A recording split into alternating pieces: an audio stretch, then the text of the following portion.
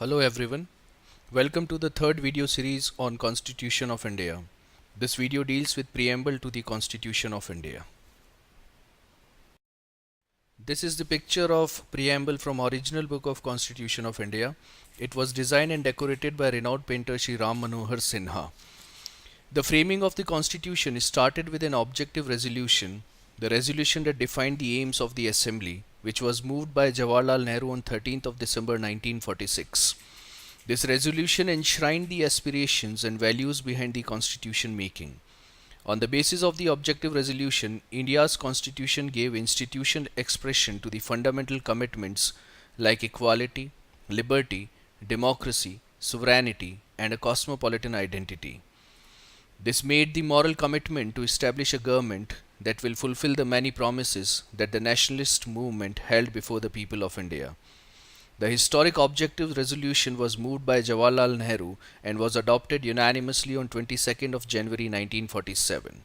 The objective resolution became the basis for the preamble to the Constitution of India.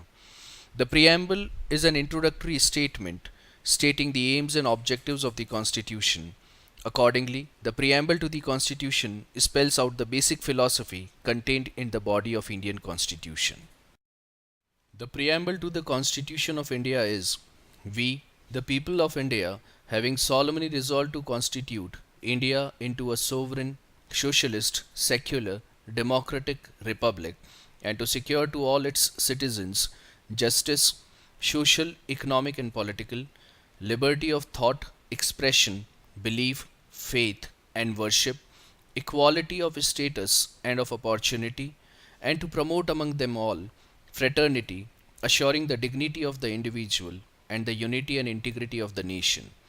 In our Constituent Assembly, this 26th day of November 1949, do hereby adopt, enact, and give to ourselves this Constitution. The preamble in brief explains the objectives of the Constitution in two ways.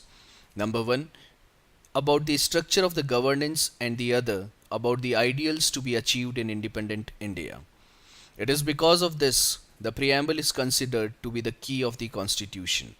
Preamble, as such, is widely accepted as the essence or soul and spirit of a constitution, as it embodies the fundamentals and the basic of the Constitution, as well as the vision and commitment of a newly liberated nation. The preamble does not grant any power, but it gives direction and purpose to the Constitution of India. It outlines the objective of the whole Constitution. It serves several important purposes like: number one, it throws the light on the source of the Constitution, that is the people of India. Number two, it deals with the nature of Indian state, that is, it declares the basic type of government and polity which is sought to be established in the country. Third, it declares the statement of its objective, that is, it declares the great rights and freedoms which the people of India intended to secure to its entire citizens. And the last, it contains the enacting clause which brings the Constitution into force. Let's begin with the detailed explanation of all the important purposes of the preamble. And the first purpose is source of the Constitution. We, the people of India, are the source of this Constitution. The phrase "we the people of India" emphasizes that the Constitution is made by and for the Indian people and not given to them by any outside power. It also emphasizes the concept of popular sovereignty as laid down by Rousseau. All the power emanates from the people, and the political system will be accountable and responsible to the people.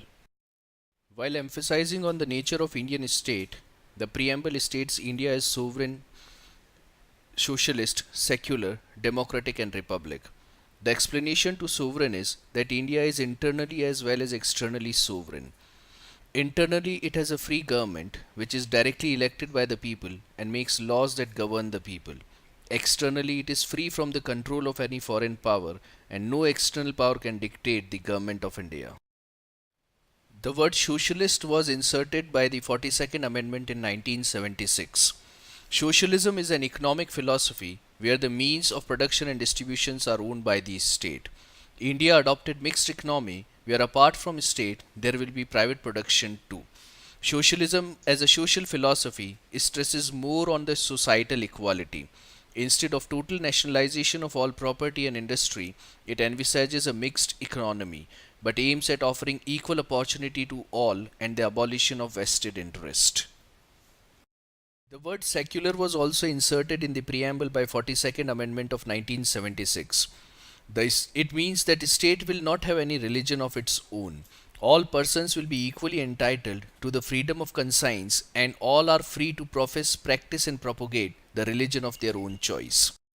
By the word democratic, it indicates that the Constitution has established a form of government based on the consent of the people and which gets its authority from the will of the people. The rulers are elected by the people and are accountable, answerable, and responsible for each and every act. As opposed to a monarchy in which the head of the state is appointed on hereditary basis for a lifetime or until he abdicates from the throne, a democratic republic is an entity in which the head of the state is elected directly or indirectly for a fixed tenure. The President of India is elected by an electoral college for a term of 5 years. The post of the President of India is not hereditary. Apart from the elected head of the state, the term republic in our preamble also indicates the resting of political sovereignty in the people of India. Now let's deal with the second purpose of the preamble, that is the objectives of Indian state, and the first objective is justice. It is a three-dimensional concept, and the first concept is social justice. By social justice, it means the absence of socially privileged classes in the society and no discrimination against any citizen on grounds of caste, creed, color, religion, sex, or place of birth. India stands for eliminating all forms of exploitations from the society. The second justice is economic justice. By economic justice, it means no discrimination between men and women on the basis of income, wealth, and economic status. It stands for equitable distribution of wealth, economic equality, end of monopolistic control over means of production and distribution, decentralization of economic resources, and securing of adequate opportunities to all for earning their living. The third justice is political justice. By political justice, it means equal, free, and fair opportunities to the people for participation in the political process. It stands for the grant of equal political rights to all the people without any discrimination. The Constitution of India provides for a liberal democracy in which all the people have the right and freedom to participate. The idea of liberty refers to the freedom on the activities of Indian nationals. This establishes that there are no unreasonable restrictions on Indian citizens in terms of what they think, their manner of expression, and the way they wish to follow up their thoughts in action. However, liberty does not mean freedom to do anything, and it must be exercised within the constitutional limits.